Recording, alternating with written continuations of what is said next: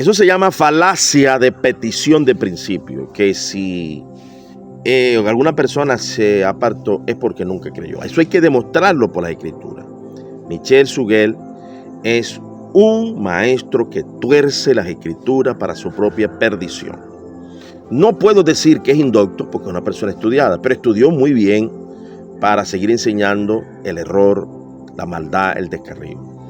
Él es cómplice conjuntamente con MacArthur, Miguel Núñez, Paul Washer y todo ese séquito, Sproul, de enseñar herejías pervertidas, herejías diabólicas, doctrinas de demonios, que están llevando posiblemente al filo de la navaja y perderse algunos creyentes verdaderos.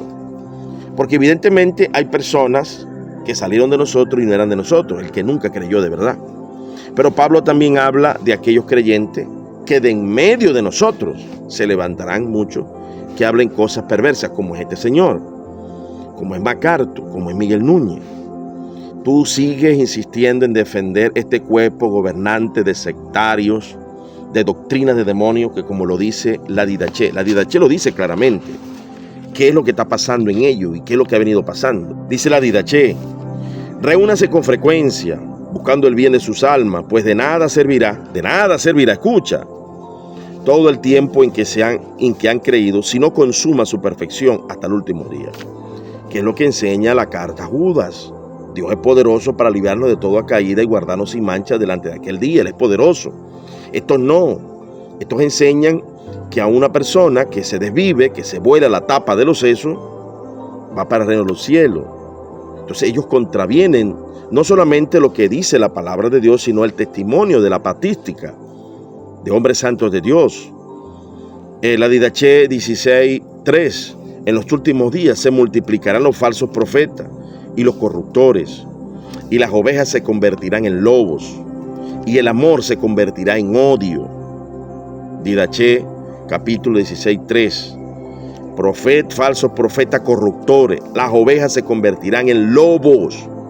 Eso es lo que enseña la palabra de Dios, es lo que Jesús enseña, esforzados a entrar por la puerta angosta. Muchos procurarán y no entrarán. Jesús dijo que debemos de permanecer, habla del esfuerzo, de la sinergia. A.T. Robertson: Dios pone la gracia y nosotros ponemos la fe. A.T. Robertson es un erudito del comentario al griego, hermano, de lo más importante. Dios pone la gracia, nosotros ponemos la fe. Porque ¿cómo Dios va a castigar la incredulidad? Que van a pasar al lago que arde con fuego y azufre. Apocalipsis capítulo 21:8. Los cobardes, los incrédulos.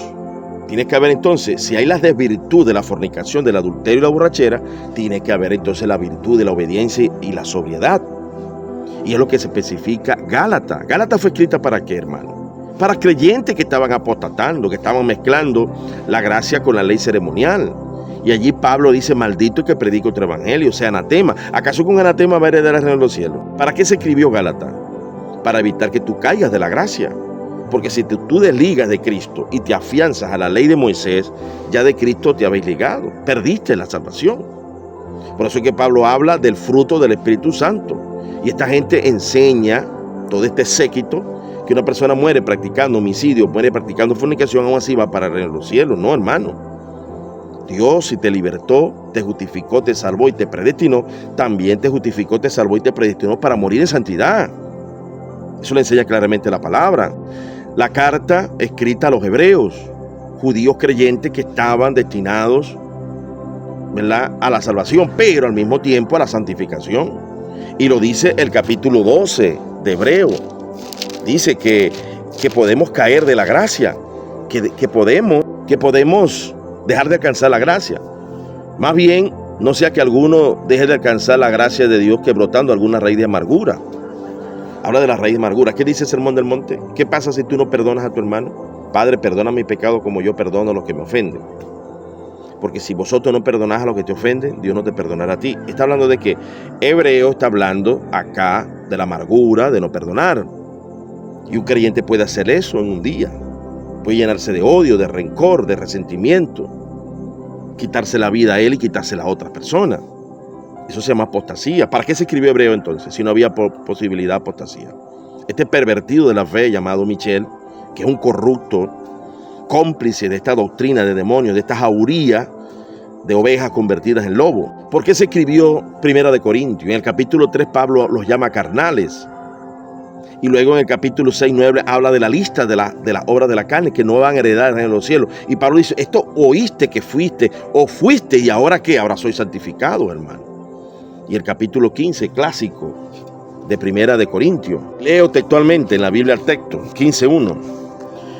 Y os hago saber, hermanos, el evangelio que os he predicado, el cual también recibiste, el cual también estáis firme, el cual también, si os aferráis a la palabra que os predico, tenéis que aferrarte, y si no te aferras, ¿qué te va a pasar? Dice, si os aferráis a la palabra que os predica, sois salvos. Si no, creísteis en vano.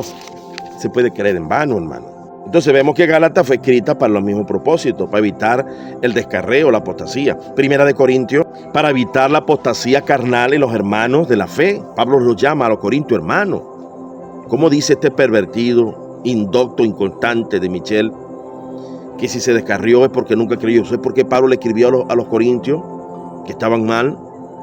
Porque entonces Pablo escribió a Gálatas, a la iglesia que se estaba descarriando tristemente, y les da la sentencia. ¿Por qué Pablo entonces escribe Hebreo? ¿Para qué se escribió Hebreo? Son 5 métodos que tienes que estudiar.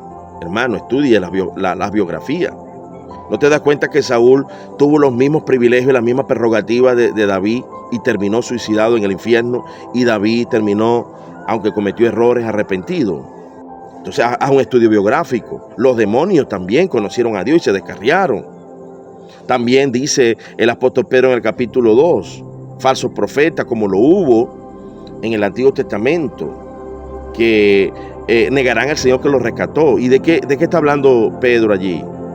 De los falsos profetas. Vas a leerte capítulo 23 de Jeremías. ¿Por qué se descarriaron esos profetas? Se descarriaron y llegaron a ser peor que Sodoma y Gomorra, porque no buscaron al Señor en lo secreto. Que si hubiesen buscado a Dios en el secreto, la palabra de Dios los hubiese quebrantado, los hubiese transformado. Esta gente son maestros de la palabra de academia, no son gente transformada por el Espíritu Santo y la palabra. Son contumaces, no entienden. Porque son de estos vestidos de oveja, pero son lobos rapaces, hermano. Entonces con esto hubiese sido suficiente. Santiago, ¿qué dice Santiago? Acercaos a Dios y Él se acercará a vosotros. Santiago te habla, un Lutero que era monergista, errado en ese momento. Yo creo que tuvo oportunidad de arrepentirse. Todos podemos tener errores en la doctrina, en ese aspecto. Santiago dice, acercaos a Dios y Dios se acercará a vosotros, hermano. Humillaos.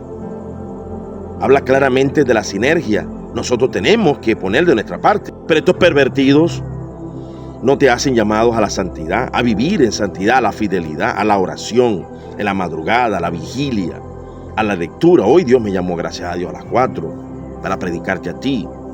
¿Tú quieres seguir esa jauría de demonios? Bueno, tus hijos van a escuchar que tú admirabas a MacArthur. Te lo voy a poner así, que tú admirabas a Miguel Núñez. Ellos van a entrar en depresión, porque todos en la tierra vamos a vivir depresión. El 50% de las personas viven en depresión. Y el otro 50% por lo menos 1 o 2 veces en la vida. Entonces estas personas, tus hijos, van a escuchar que de pronto un mensaje de MacArthur, que ya se les terminó el tiempo en la tierra. Y en esa depresión, en el efecto Burnout, en fatiga por compasión, van a creer esa basura y se van a volar la tapa de los sexos. Y para colmo de remate, estos hijos del diablo se reúnen en equipo a burlarse de la psiquiatría y de la psicología. Se burlan del Espíritu Santo, hermano. El diablo los ha aislado y tú estás llevando a tu iglesia, a tu familia, a esos pervertidos. Tú algún día quizás mueras con el Señor y le va a quedar esa mala enseñanza a tus hijos. Y eso es triste para ti y para toda tu generación. No tener la oportunidad del Espíritu Santo para liberarlos del dolor y de la tristeza. El pentecostalismo ayuda mucho. No tener a los psiquiatras porque hablan mal de los psiquiatras. Y tercero, ellos enseñan que después de esta vida hay alivio con ¡pum! Eutanasia. Aléjate de esos hijos del demonio.